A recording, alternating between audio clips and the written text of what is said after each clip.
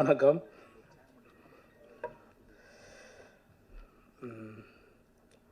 முதல்ல நன்றி சொன்னேன்னா இந்த படத்தோட தயாரிப்பாளர் சார், நன்றி சார். என்னை ரொம்ப கஷ்டப்பட்டு இந்த படத்தை பண்ணார். என்னால் இல்லை, அவர் ஃபைனான்ஸ் ரீதியாகவும் எல்லா விதத்துலேயும் ரொம்ப கஷ்டப்பட்டு அந்த படத்தை பண்ணார். அதுக்காக இந்த படம் ஓடணும் சார். கண்டிப்பாக சப்போர்ட் பண்ணுவோம் கடவுள் உங்களுக்கு. அடுத்து வினேஷ் சார், டைரக்டர். அவர் சொன்னார் கரெக்ட், உண்மை. 15 வருஷத்துக்கு முன்னாடி தீக்குளிக்கும் பச்சை சார். வாங்க சார். வணக்கம் சார். தானு சார். ஒரு 15 வருஷத்துக்கு முன்னாடி தீக்குளிக்கும் பச்சை மரம் படத்தில் வந்து பிரஜன் ஹீரோ. அவர் சொன்ன மாதிரி, சார் சொன்ன மாதிரி வினேஷ் சார் டைரக்ஷன் பண்ணார். அதில் ஒரு சின்ன கேரக்டர் பண்ணோம் நாங்கள். அவரோட ஃப்ரெண்டு கேரக்டர் பண்ணோம். 1000 ரூபா சம்பளம் தரேன் அப்படின்னாரு. சரி ஓகேங்க அப்படின்னு ரொம்ப வருஷம் விட்டு அதுக்கப்புறம் நாங்கள் எங்கள் 2 பேருக்கும் கான்டாக்ட் இல்லாமல் இருந்தது. ஒரு 5-6 வருஷத்தை விட்டு ஒரு ஃபோன் வந்தது. அந்த வாய்ஸ் கேட்டு தான் நான் வந்து பேர் கூட கேட்காம வினீஷ் சார் எப்படி இருக்கீங்கன்னு ரொம்ப ஷாக் ஆகிட்டார். ஏன்னா நான் பழசை மறக்க மாட்டேன். நமக்கு 1 ரூபா 2 ரூபா கொடுத்துருங்க, நான் மறக்க மாட்டேன். அதுக்கப்புறம் நான் பேச ஆரம்பித்தேன். பேசி வாங்க சார் நேரில் மீட் பண்ணலாம் அப்படின்னு. ஒரு 5 நிமிஷம் தான் லைன் சொன்னார். அவரோட பிரச்சனையும் சொன்னார். ஓகே படம் பண்ணலாம் சார், நீங்கள் படம் ஸ்டார்ட் பண்ணுங்க அப்படின்னு. பண்ண படம் தான் இந்த படம். இந்த படத்தில் நடித்த எல்லாருக்குமே நான் நன்றி தெரிவிச்சுக்கிறேன். மேடம் உங்களுக்கும், அப்புறம் அறிவு பாலா, சாந்தி அக்கா, நிறைய பேர் இருக்காங்க. மது அம்பட் சார் வந்து அவர் சார் சொன்ன மாதிரி அவருக்கு வயசாகலைங்க இன்னும். எனக்கு ஒரு கதை சொல்லியிருக்காருங்க, டைரக்ட் பண்ண போகிறாரு. சொல்லிட்டேன் சார், சாரி சார் உங்களுக்கு தெரியாமல். ஒரு சரியான கதை சொல்லியிருக்காரு, சூப்பர் கதை சொல்லியிருக்காரு. அந்த படம் சீக்கிரம் நானும் சாரும் கண்டிப்பாக பண்ணுவோம். தனஞ்சயன் சார் உங்களுக்கு ரொம்ப நன்றி சார். சார் உங்களுக்கு ரொம்ப நன்றி. ஏன்னா பயங்கர சப்போர்ட் பண்ணியிருக்காங்க இந்த படத்துக்காக. இந்த படம் ரிலீஸ் பண்ணுறதுக்கு தானு சாரும் தனஞ்சயன் சாருக்கும் நான் நன்றி தெரிவிச்சுக்கிறேன். சார் சொன்ன மாதிரி சார், நான் எங்கே சார் சம்பளம் ஃபிக்ஸ் பண்ணுறேன்? என் சம்பளம் தான் வெளியில் இருக்கிறவங்க எல்லோரும் ஃபிக்ஸ் பண்ணுறாங்க சார். என் சம்பளம் எனக்கு எவ்வளோன்னு தெரியாது சார். அந்த சுச்சுவேஷனில் தான் போயிட்டுருக்கேன். நீங்கள் சொன்ன மாதிரி நாங்கள் எல்லாம் சம்பளம் கம் பண்ணுறோம் சார். நீங்களே அனுப்புங்க சார், யார் ஒன்றாலும் அனுப்புங்க, நல்ல கதை கிட்ட அனுப்புங்க. சொல்கிற சம்பளத்தை நீங்களே வாங்கி கொடுத்துருங்க. அதை கேட்டால் தான் இங்கே எதிரி ஆயிரும். அதான் உண்மை. இப்போ நம்ம வந்து நேற்று முந்தின நாள் வரல, யார் வேணாலும் என்ன வேணாலும் பேசுகிறாங்க. என் அசிஸ்டண்ட்டு என்கிட்ட ஒரு 3-4 வருஷமாக ஒர்க் பண்ண ஒரு தம்பி ஒருத்தன் ஹீரோவை பண்ண போகிறேன்னு சொன்னான். ரொம்ப நல்ல விஷயம், போய் பண்ணுற போட அப்படின்னா. ஆனால் அதில் 2 நாள் ஒர்க் பண்ணலாம்ண்ணா, நீங்கள் எனக்கு ஒரு வாய்ப்பு கொடுத்தீங்கன்னா அது நல்லாயிருக்குண்ணா அப்படின்னா. சரி ஓகேடா, நான் எவ்வளோ பேருக்கு போகிறோம் வாடா அப்படின்னு சொல்லி பண்ணேன். அந்த படத்துக்கு தான் நான் 7 லட்சம் கேட்டேன், 8 லட்சம் கேட்டேன்னாங்க. இது என் படம், நான் தான் வரணும், இல்லைன்னா தப்பு, நீங்களே நான் தப்பாக எழுதுங்க. இது என்னோடய படம்.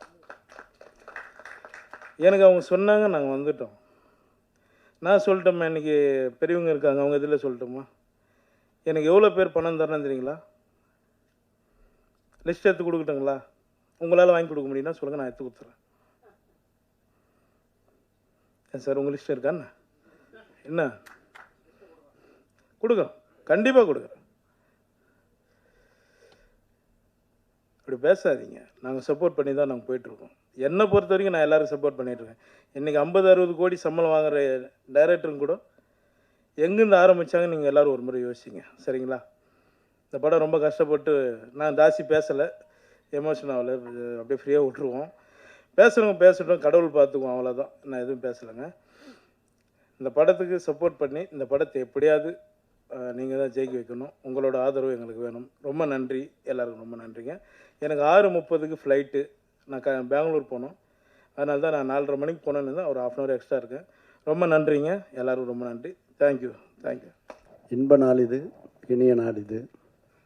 மேடையில் வீட்டிற்கும் மேன்மை தங்கியோர்களே, பத்திரிகை நண்பர்களே, தொலைக்காட்சி தோழர்களே, உங்கள் அனைவருக்கும் என் பணிவான மாலை தமிழ் வணக்கத்தினை மகிழ்வோடு தெரிவித்துக் கொள்கின்றேன். ஜோரா கையை தட்டுங்க படத்துடைய முன்னோட்டமும் பாடல்களும் நான் ஏற்கனவே கண்டு கழித்து பேருவகை கொண்டேன்.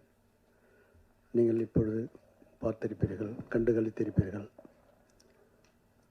எல்லாருக்கும் நல்லவனாகத்தான் தம்பி யோகி பாபு இருக்கிறாரு. எந்த சூழ்நிலையிலும் நான் ஒரு ஃபோன் பண்ணால் என்ன செய்யணுன்னுவார். இந்த ப்ரொடியூசருக்கு ஒரு நாள் எக்ஸ்ட்ரா டேட் கொடுப்பான்னு, காசே வாங்காத பண்ணுறேன்னாரு. அப்படிப்பட்ட ஒரு நல்ல ஒரு மனித தம்பி, அப்படிப்பட்ட ஒரு மனது உங்களுக்கு எந்த காலத்துலேயும் மனச்சோர்வு வரக்கூடாது, எந்த சூழ்நிலையும். ஏன்னா திரையுலகுக்கு நீ அவசியம் தேவை. ஆகவே ஜோரா கையை தட்டுங்க. ஜோரா ஜோரா ஜோரா பிரமாதமாக ஒரு நல்ல கமர்ஷியலான ஒரு படம். அந்த இயக்குனரும் அந்த தயாரிப்பாளரும் என் அலுவலகத்துக்கு அடிக்கடி வருவார்கள். இந்த நிமிஷம் வரலும் அவங்களுடைய பேர் தெரியாது, எனக்கு உண்மையிலே தெரியாது. ஆனால் அவங்களை வந்தால் வரவேற்று உபசரித்து என்ன செய்யணுமோ செஞ்சு பண்ணி தருவேன். அந்த மாதிரி தெலுங்குக்கு மிகப்பெரிய நன்மை செய்யறதுக்காக சில பேர் அவதரித்திருக்கார். அதில் தம்பி ஜனஞ்சயனும் ஒருத்தர். ஆகவே எல்லாரும் நலம் பெறணும், வளம் பெறணும். இந்த படம் மாபெரும் வெற்றியடைய வாழ்த்துக்கள். நன்றி, வணக்கம். எல்லாருக்கும் வணக்கம் அண்ட் நமஸ்காரம். எனக்கும் தமிழ் கொஞ்சம் கொஞ்சம் தெரியும், நான் இப்போ கற்றுக்கிறேன். But I'm very happy. Technically Tamil is என்னோட third film, but ஆனால் I still feel very new actually. இந்த opportunity-க்காக I'm very grateful to my director Vinny sir, thank you so much, and also producer sir Zaki sir, thank you so much. But most importantly, I would like to thank Madhu sir because sir is the one who actually somehow my pictures went to Vinny sir and I got I'm here today. It just happened. Thank you so much for all your support. We worked really hard for this film and we're looking forward, and as usual we request your support, and we know it will always be there. So I would like to talk more after the film's release. So ippathukku that's it. Thank you so much. எனக்கு தமிழ் அதிகம் தெரியாது. So I would like to thank first Madhu Bhatt sir because I am his associate and it's because of him I am here now. And thank you Vinesh, and thank you our producer. He is a very wonderful person and he has acted in this film and he's done very well actually. It's a comedy type of character and his first debut film. So, and Shanti Rao, everybody was very friendly and the crew was very nice actually. I remember we have a lot of memories. And then Moore is not here, Balaji is here. Yeah, they have done they are in the lead roles actually. So I have seen a preview, so I think you will all love the film. Thank you. எல்லாருக்கும் வணக்கம். எனக்கு ஸ்டேஜ்லாம் பேசுகிறதுக்கு கொஞ்சம் பயம், ஆனாலும் இந்த first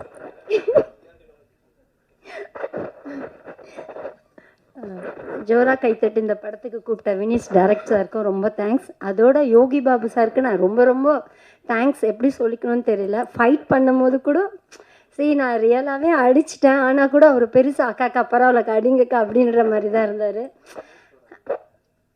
இருந்தார். Plus மற்றவங்களா இருந்தால் கால் எடுத்து வைக்கணும், மற்றவங்களா இருந்தால் இல்லை வேறு யாருன்னா வச்சு பண்ணுங்கன்னு சொல்லுவார். ஆனால் யோகி பாபு சார் எப்படி சொன்னதில்ல, செம்ம ஸ்வீட்டு. அக்கா அதெல்லாம் ஒன்றும் இல்லை, ஒர்க்கு பண்ணுங்கக்கான்னாங்க. இந்தளவு ஃப்ரீடமாக ஃபைட் பண்ணும் போதும் சொல்லவும் மாட்டாங்க, அதே மாதிரி டைலாக் சொல்லும் போதும் நல்லா என்கரேஜாக சொன்னார். ப்ளஸ் யோகி பாபு சாருக்கு நான் இன்னொன்று சொல்லணும்னா, நாங்கள் டான்ஸ் டீமாக போனால் கூட அசிஸ்டண்ட்டாக இருக்கட்டும், டான்ஸஸாக இருக்கட்டும், நல்லா ஹெல்பிங் நேச்சர், எதுனா வேணுமென்னா தான் கொடுக்கறது, அது மாதிரி படங்கள் வாய்ப்பு கொடுக்கறது, அதிலெல்லாம் சொல்லவே முடியாது. செம்ம யோகி பாபு சார். ஓகே, அச்சோ சத்தியமா அதெல்லாம் கிடையாது, இது நானே தான் சொல்கிறேன். எனக்கு ஒன்றும் புரியல. எனக்கு இல்லை யோகி பாபு சார் பற்றி சொல்கிறதுக்கு வார்த்தையே கிடையாது. அந்த அளவு ஹெல்பிங் நேச்சர் ஜாஸ்தியாகவே இருக்குது உண்மையிலேயே. அப்புறம் வந்து டைரக்டர் வினிஷ் சார் எனக்கு இந்த ஜோரா கைத்தட்டு படத்துக்கு கூப்பிட்டதுக்கு ரொம்ப ரொம்ப thanks.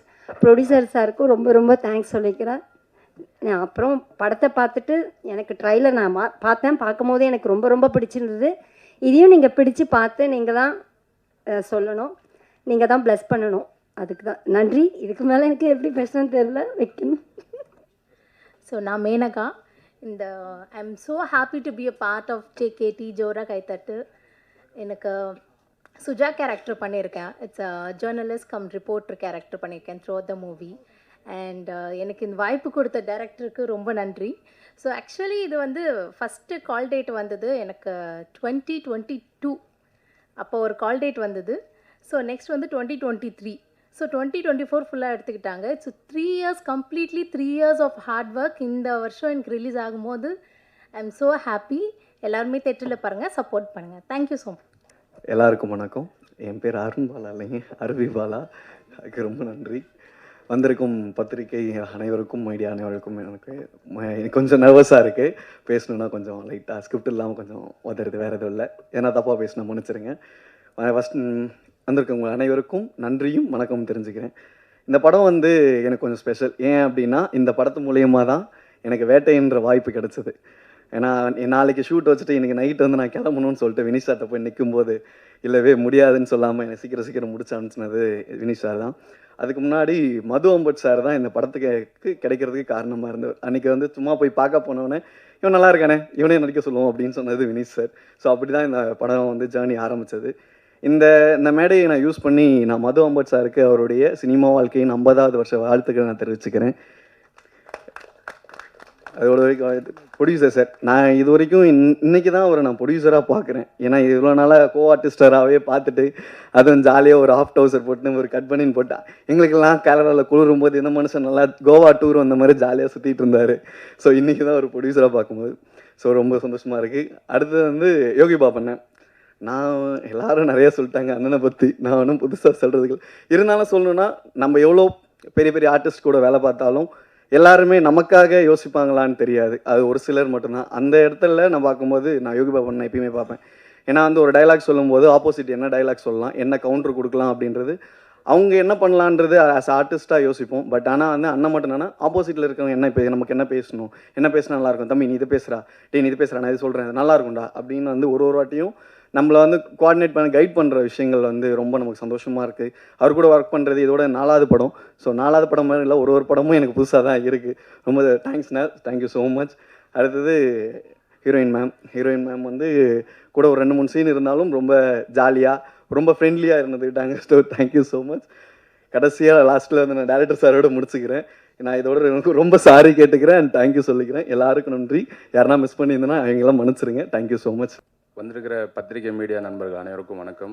First of all Vinish சாருக்கு வந்து நன்றி சொல்லிக்கிறேன். ஏன்னா திடீர்னு ஒரு நாள் கால் பண்ணார். அன்றைக்கி பயங்கரமான ஃப்ளட்டு நைட்டு. ஸ்ரீதர் எனக்கு அர்ஜென்ட்டாக நீ கிளம்பணுன்னு ஒரு மிகப்பெரிய ஒரு அது இந்த படத்தில் வந்து அது இப்போ வரைக்கும் சஸ்பென்ஸாக வச்சுருக்காரு. அந்த கேரக்டரு ரொம்ப கோவம் வர்ற மாதிரியான ஒரு கேரக்டரு, ரொம்ப டிஃபிகல்ட்டான ஒரு கேரக்டர். எப்படி தீக்குளிக்கும் பச்சை மரத்தில் வந்து ஒரு வில்லன் மேலே ஒரு பெரிய ஹோப் இருக்குமோ அந்த ஹோப்பு இந்த படத்தில் என் மேலே வச்சுருக்காரு சார். கண்டிப்பாக நீங்கள் என் மேலே வச்சுருந்த இதுக்கு நான் கண்டிப்பாக காப்பாற்றிருக்கேன்னு நினைக்கிறேன். வினிஷ் சார் ரொம்ப தேங்க்யூ. அதுக்கப்புறம் யோகி பாபா கிட்ட ஒரு சாரி கேட்கணும், அவங்க முன்னில் கேட்டுக்கிறேன். ஏன்னா அந்த ஷார்ட்டில் பார்த்துருப்பீங்க, அவர் மண்டையில் பாட்டில் அடிக்கிறது அடிக்க சொல்லிட்டாரு. அடிச்சுட்டு நல்லாவே அடிபட்டுருச்சு. நான் ஷார்ட் முடிச்சுட்டு போய் அண்ணா சாரின்றேன். டேய் அதெல்லாம் ஒன்றும் இல்லைடா, ஷார்ட் நல்லா வந்திருக்கா, இல்லைன்னா 1 மோர் போகலான்டாரு. ஆனால் அதுக்கு அடுத்த நாள் அவளுக்கு பெயினோட தான் இருந்தார். ஸோ ரியலி சாரி யோகி பாபண்ணா. இல்லை ஏன்னா அந்த அளவுக்கு டெடிக்கேஷன். அதாவது அவர் இருக்கிற இந்த ஆர்டிஸ்டுக்கான ஒரு பொசிஷனில் இருக்கும்போது யாராக இருந்தாலும் அடிபடிச்சுன்னா சரி ஓகே ஒரு 1/2 அவர் எடுத்து என்ன தெரியுமா கேட்டார். வினிஷ் சாரையும் கூப்பிட்டாரு, என்னையும் கூப்பிட்டாரு. ஆனால் அடிபட்டுருச்சானா. ஆனால் வினிஷ் சார் வந்து செக் பண்ணிட்டு இருந்தார். டேய் வினிஷ் சார் கேளு, இல்லைன்னா 1 மோர் போகலாம், இன்னொரு பாட்டில் எடுத்து அடி நான் பார்த்துக்கிறேன் அப்படின்றாரு. அது வந்து மிக சிறந்த ஒரு கலைஞனால மட்டும்தான் வந்து ஒரு அந்த அளவுக்கு வந்து நம்ம அந்த ஒரு ஏன்னா அது பாட்டில்ன்றது வந்து நமக்கு நான் எதிர்பார்க்கவே இல்லை. ஆக்சுவலி அது கொஞ்சம் மிஸ் ஆக வேண்டியது கரெக்டாக அண்ணன் மண்டையில் அடிச்சிருச்சு. அது இப்போ வரைக்கும் எனக்கு வருத்தமாக இருக்குது. ரியலி சாரி கேட்கணும்னா. அதுக்கப்புறம் தனஞ்சன் சார் இப்போ வரைக்கும் வினிஷ் சாருக்கு ஃபுல் சப்போர்ட்டில் பேக்ராப்பில் இருந்து ஒர்க் பண்ணி கொடுத்துருக்காரு சார். வந்ததுக்கு மிக்க நன்றி சார். இதை கடந்து நான் பேசணும் அப்படின்னா கண்டிப்பாக வந்து மதம்பட் சார், அவரை வந்து அவரு கூட நாங்கள் ஒர்க் பண்ணது வந்து இந்த ஜென்மத்துக்கான பாக்கியமாக நான் எடுத்துக்கிறேன். ஏன்னா ஒரு நாள் நைட் அந்த கல்லரை பார்த்துருப்பீங்க. அந்த நைட் வந்து நைட் ஷூட் ஆக்சுவலி 7 o'clock மேலே ஆரம்பித்தோம். மது சார் வந்து ஆக்சுவலி இதிலேருந்து ஸ்டேஜ்லேருந்து ஒரு 400 feet மேலே இருக்கும் அந்த ஹில்ஸு. கிட்டத்தட்ட 3:30 மணிக்கு மதியம் 3:30 மணிக்கு போய் லைட் பண்ண ஆரம்பித்தாருங்க. கிட்டத்தட்ட நைட்டு 8-9 மணி வரைக்கும் லைட் பண்ணிட்டு தான் எல்லாருமே கூப்பிட்டாரு. அன்னைக்கு விடிய காலையில் நைட்டு சாப்பாடு 3 மணிக்கு சாப்பிட்டாரு அவர். அந்தளவுக்கு இந்த வயசில் அவர் சாரோட டெடிக்கேஷன்ன்றது வந்து நான் வியந்து பார்த்த ஒரு விஷயம். இந்த வயசில் அவர் வந்து பண்ணுறது உண்மையிலே எனக்கு அப்படியே ஒரு யங்ஸ்டர் மாதிரி இருக்கார். இப்போவும் அவ்வளோ கெத்தா அவ்வளோ எக்ஸ்ட்ரானரி லைட்டிங் அவ்வளோ மிரட்டி இருக்காரு மதம்பட் சார். இந்த ஜென்மத்தில் உங்கள் கூட நாங்கள் எல்லாம் ஒர்க் பண்ணது எங்களுடைய பாக்கியம் சார், ரியலி சார் பாக்கியம் சார். அதுக்கப்புறம் ஜாகிர் சார் நிறைய விஷயங்கள் வந்து சப்போர்ட் பண்ணீங்க. நிறைய நல்ல எவ்வளோ இடைஞ்சல் இருந்தாலும் பார்த்துக்கலான்ட்டு கூலாக இருப்பாங்க. இவரும் இந்த வினித் சார் இருக்க மாதிரி பயங்கர சேட்டை பிடிச்ச ஆளுங்க. ஏன்னா நான் சொல்லுவேன் சட்டா டைம் ஆகுது, அவர் சொல்லுவார் வினித் சார் கூலாக இருங்க சார், எல்லாமே நடக்கும். அதே மாதிரி கூலாக இருப்பாங்க. 2 பேருமே எந்த டென்ஷனும் கிடையாது. ஏன்னா எல்லாமே அவுட்டோரு, நிறைய செட்டும் இருக்குது. இந்த அளவுக்கு 2 பேருமே வந்து ரொம்ப கூலாக ஹேண்டில் பண்ணுவாங்க. எங்களுக்கு பதட்டமாக இருக்கும் ஆக்சுவலி, ஆனால் அவங்க 2 பேரும் கூலாக ஒர்க் பண்ணிகிட்டு இருப்பாங்க, டைரக்டரும் ஜாபிர் சாரும். அதே மாதிரி கோபடி சார் சரவணண்ணா, அவர் இங்கே வரல, அவர் மலேசியாவில் இருக்கார். அண்ணாவுக்கு என்னோட தேங்க்யூ சொல்லிக்கிறேன். அதுக்கப்புறம் இன்னொரு விஷயம், பலமான விஷயம், இந்த கூட்டணியில் வந்து நான் நன்றி சொல்ல வேண்டியது SN Arunagiri sir, music director. So ஆக சிறந்த ஒரு மியூசிக் டைரக்டர் இந்த இண்டஸ்ட்ரியில். கண்டிப்பாக சார் நீங்களும் இன்னும் நிறைய படங்கள் எதிர்பார்க்குறேன், நீங்களும் பண்ணணும். அதுக்கப்புறம் இப்போ கொஞ்ச நேரத்துக்கு முன்னாடி எனக்கு பேச வராதுன்னு சொன்னார்ல ஒருத்தர், art director Ayyappan sir, Meiyazhagan படத்தோட ஆர்ட் டைரக்டர். அவர் ஒர்க்கில் வந்து மெய்யழகன் படம் பார்த்துருப்பீங்க எப்படி இருந்ததுன்னு. ஆனால் ஒர்க்கில் சின்சியராக இருப்பார், அவர் பேச தான் வராது. சார் உங்கள் ஒர்க்கும் ரொம்ப நல்லா இருந்துச்சு சார், தேங்க்யூ சார். அதுக்கப்புறம் எல்லாருக்குமே ரொம்ப நன்றி. 16 ரிலீஸ் ஆகுது. கண்டிப்பாக இந்த படம் வந்து நீங்கள் மண்டேலா டைப்பில் யோகி பாபு சார் பார்த்தீங்கன்னா அந்த மாதிரி வேற ஒரு செக்ஷனில் இந்த படத்தில் யோகி பாபு அண்ணனை பார்க்கலாம். அது கண்டிப்பாக வந்து வினித் சார் வந்து உங்களை எல்லாரும் என்டர்டெயின் பண்ணுற மாதிரியான ஒரு விஷயம் தான் பண்ணியிருக்காரு. 16 ரிலீஸ் ஆகுது. கண்டிப்பாக எல்லாரும் சப்போர்ட் பண்ணுங்கள். Thank you all. அனைவருக்கும் வணக்கம். என்னோட தமிழ் மொழியில் கொஞ்சம் மலையாளம் கலந்துருக்கும். ஏன்னா நான் பேசிக்கலி வந்து மலையாளி. ஆனால் அது பெரிய தப்பு இல்லைன்னு நினைக்கிறேன். ஏன்னா மலையாள மொழியோட தாய்மொழி வந்து தமிழ் மொழி. அந்த வரலாறு யாருக்கும் தெரியாது. அதை விட இப்போது உட்கார்றவங்களுக்கு எத்தனை பேருக்கு தெரியாது. இப்போ கேரளா தமிழ்நாடுங்கிறது எல்லாமே இந்தியா அப்படிங்கிற ஒரு கண்ட்ரி வந்ததுக்கப்புறம் தானே ஆயுது. அதுக்கு முன்னாடி மட்ராஸ் ஸ்டேட்டோட பார்ட்டாக இருந்துச்சு. நான் எல்லாமே தங்குற இடம் மலபார் அப்படிங்கிற ரீஜியன் மட்ராஸ் ஸ்டேட்டோட பார்ட்டாக இருந்துச்சு. 1950ஸுக்கு அப்புறம் தான் அது கேரளமாக மாற்றிட்டாங்க, தமிழ்நாடை லாங்குவேஜ் வைஸாக மாற்றிட்டாங்க. நான் சொல்கிறேன் என்னென்னா, எல்லாத்துக்குமே கல்ச்சரல் வைஸ் எல்லாமே ஒன்று தான். சவுத் இந்தியன் நமக்கு தெரியும், அந்த திராவிட ராஷ்ட்ரியம் அப்படிங்கிறது அது சவுத் இந்தியாவிலே ஒரே ராஷ்ட்ரியம் தான், ஒரே அரசியல் தான். அதை நான் சொல்ல வந்து அது பொலிட்டிக்கலி மட்டும் இல்லை, அது சோஷியலி நிறைய விஷயங்கள் எல்லாமே ஒரே மாதிரி தான் இருக்கும். அதான் நான் சொல்ல வந்தேன். ஸோ என் பேச்சில் ஏதாச்சும் மலையாளம் கலந்து வரும்போது மன்னிச்சுக்கோங்க. இந்த படத்தை பற்றி நான் என் கஷ்டத்தை பற்றி பெட்ட பாடை பற்றி சொல்கிறதுக்கு நான் விரும்பலை. எல்லா ட்ரெய்லர் லான்ச்சுக்கும் எல்லா ஆடியோ லான்ச்சுக்கும் அது நீங்கள் காதில் வாங்கிட்டே இருக்கும். அது புது கதையே கிடையாது. நான் அதை பற்றி எதுவுமே சொல்ல விரும்பலை. ஒரு முக்கியமான விஷயம், நான் வந்துட்டு 2013 தீக்குளிக்கும் பச்சை மரம்னு ஒரு படம் பண்ணியிருந்தாங்க. எதையும் தெரியாமல், இப்போ தெரியும் நான் சொல்லலை, எதையும் தெரியாமல் நாங்கள் ஒரு டீமாக வந்து எதுவுமே பேசக்கூட தெரியாமல் நாங்கள் இங்கே வந்து சினிமாங்கிற ஒரு பாசத்தை வச்சு அந்த ஒரு கான்ஃபிடென்ஸ் மட்டும் வச்சு, அந்த தன்னம்பிக்கை மட்டும் வச்சு வந்துட்டாங்க. நாங்கள் கொஞ்சம் பேர் வந்துட்டு 2013 தீக்குளிக்கும் பச்சை மரம் நிறைய கொஞ்சம் பேருக்கு இப்போவும் தெரியும்னு நினைக்கிறேன். அந்த படத்தை பற்றி நிறைய விமர்சனம் இல்லாமல் நல்லா வந்துட்டு இருந்தாங்க. ஆனால் கமர்ஷியலி பெருசாக போல எங்களுக்கு அந்த ப்ரமோஷனை பற்றியும் தெரியலை. நான் இது சொல்ல வர்றதுக்கு காரணம் ஒன்றும் இல்லை. அன்னைக்கு ஒரு ஜூனியர் நடிகராக வந்திருந்தாங்க. ஒரு கிட்டத்தட்ட 300-400 பேர் வந்திருந்தாங்க என்கிட்ட. சார் எனக்கு ஒரு வாய்ப்புன்னு சொல்லிட்டு. ஸோ என்னோடய மேனேஜர் மூலமாக இன்னொருத்தர் வந்திருந்தாங்க. வந்து சார் எனக்கு ஒரு வாய்ப்பு கிடைக்குமான்னு கேட்டேன். கண்டிப்பாக அவரை பார்த்தபோது எனக்கு ரொம்ப வித்தியாசமாக தெரிஞ்சிச்சு. அவர் ஃபேஸு பார்த்துட்டு, அவர் பேச்சு பார்த்துட்டு எல்லாமே. இப்போது நான் சொன்னேன், சரி நான் உங்களுக்கு ஒரு வாய்ப்பு தரேன், 400 பேர் வெளியில் நிற்கிறாங்க, ஒரு வாய்ப்பு தரேன், நான் ஒரு ஓப்பனாக சொல்கிறேன், இப்போ சொல்கிறதுக்கு தப்பு இல்லை, ஒரு 1000 rupees நான் பெர் டே வச்சுட்டு தரேன்னு சொன்னேன். 25 நாள்ட்டாங்க. அப்போ என்கிட்ட கேட்டேன், சார் அது 1000க்கு சார், நான் 1-2 படம் ஆல்ரெடி நடிச்சிருக்கு சார், நீங்கள் 2000 ஆக்க முடியுமான்னு கேட்டேன். நான் சொன்ன வார்த்தை சொல்கிறதுக்கு எனக்கு இப்போவுமே எந்த தப்புன்னு தோணலை. நீங்கள் நடிக்கணுன்னா நடிச்சுக்கோங்க, இல்லை அப்படியே ஓடி போயிடும் அப்படின்ட்டாங்க. அவர் தான் இந்த யோகி பாபு. இவர் எப்படி இருக்குன்னு நீங்கள் பாருங்கள்.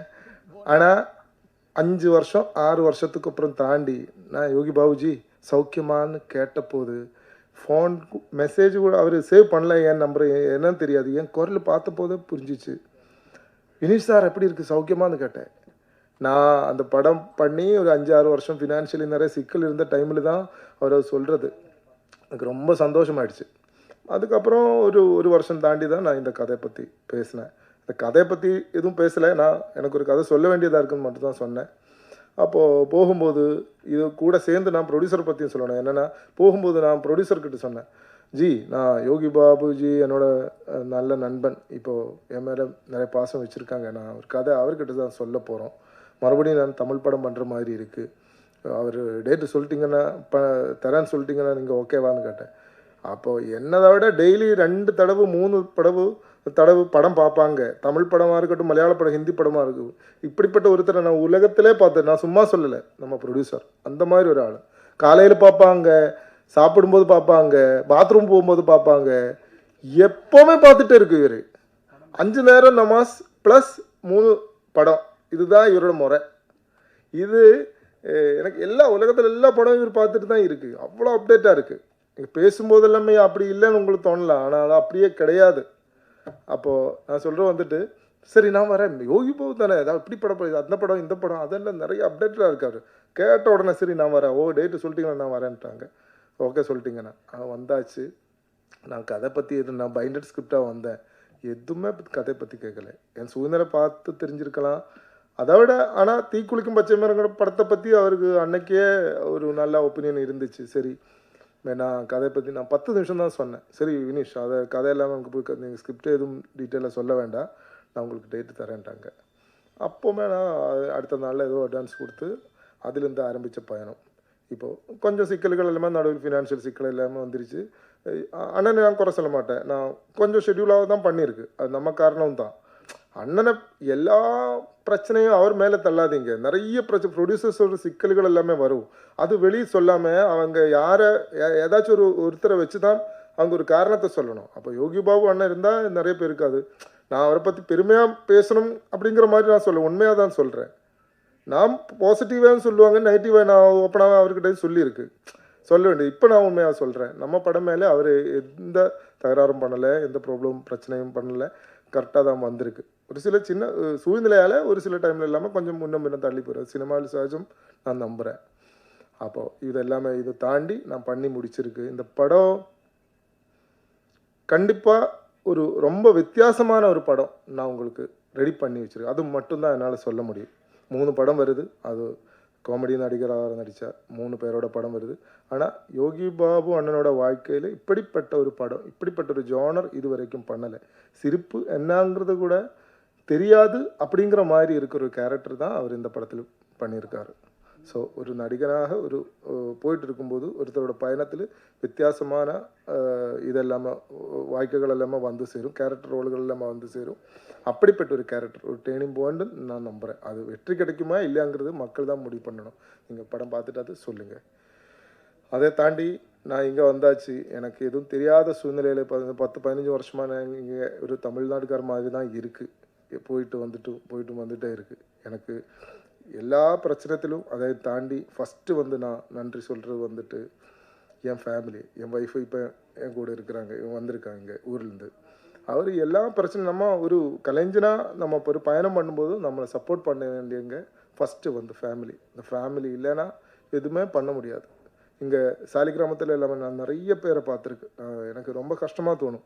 எத்தனை பேர், ஆயிரக்கணக்கான 100கணக்கான பேர் இருக்குங்க, நான் டைரக்ட் பண்ணணும்னு சொல்லிட்டு நிறைய பேர் அலைஞ்சிட்டே இருக்கா. அவங்க சாப்பாட்டு கூட வழி இல்லாமல் அழிஞ்சிட்டே இருக்கா. அப்புறம் தானே ஒரு கல்யாணம் பண்ணணும், பசங்க அப்படிங்க ஃபேமிலி, குட்டி குடும்பம்னு இல்லாமல். ஸோ மேரேஜ் எல்லாமல் முடித்தவங்களுக்கு ஒரு ஒரு கலைஞராக ஒரு பயணம் பண்ணும்போது கண்டிப்பாக நிறைய சிக்கல்கள் வரும். அதெல்லாமல் தாண்டி நம்ம கூட நிற்கிற ஒரு லைஃப் பார்ட்னர் இருந்தால் கண்டிப்பாக அந்த ஒரு டைரக்டராக இருந்தாலும் யாராக இருந்தாலும் சரி அவங்களோட பயணம் ஈஸியாக கொண்டு போகலாம். அது ஒன்று, அதான் நான் ஃபஸ்ட் நன்றி தெரிவிக்கிறது. ரெண்டாவது அண்ணன் எனக்கு டேட்டு கொடுத்து நான் சொல்லியாச்சு. அப்புறம் வந்துட்டு ஜாக்கிர்னா இப்போ இவரை பற்றி நான் பெருமையாக சொல்கிற மாதிரி இல்லை. ஒரு எந்த படமாக இருந்தாலும் சரி நான் நம்புகிறேன், producer is the number 1. Producer இல்லைன்னா ஒரு படம் இல்லை. சினிமா அப்படின்னா ஃபஸ்ட்டு நம்ம ப்ரொடியூசரை தான் மதிக்கணும். அது யாராக இருக்கட்டும், அவர் எக்ஸ்பீரியன்ஸ் இருக்கலாம், இல்லாமல் கூட இருக்கலாம். ப்ரொடியூசரை நம்ம ஃபஸ்ட்டு நம்ம ஒரு ப்ராமினன்ஸ் கொடுத்து அவங்களுக்கு ஒரு முக்கியத்தை கொடுத்து அவங்க தான் பெரியவங்கன்னு நம்ம வைக்கல. என்னென்னா நம்ம சாப்பாட்டுக்கு சோத்து அவர் தானே தருது. ஒரு எல்லாருக்கும் இப்போ ஒரு ப்ரொடியூசர் மூலமாக தானே நம்ம எல்லாரும் நிறைய பேர் இங்கே இங்கே இப்போ மேடையில் உட்கார்றதுக்கு காரணமே அவர் தானே. ஸோ அந்த ப்ரொடியூசரை நம்ம எல்லாருமே பாராட்டணும், எல்லா ப்ரொடியூசர்ஸையும் பாராட்டணும். எல்லாருக்கும் நன்றி. ஒரு ப்ரொடியூசராக நான் முதல் முறையாக ஒரு படம் எடுத்துகிட்டு இருக்கேன். இங்கே தமிழ் கொஞ்சம் தெரியும், மலையாளி தான். ஓகே, எல்லாரும் എൻ്റെ കൂടെ വർക്ക് ചെയ്ത കാസ്റ്റ് ആൻഡ് ക്രൂ എല്ലാവർക്കും നന്ദി சொல்லுறேன். Thank you.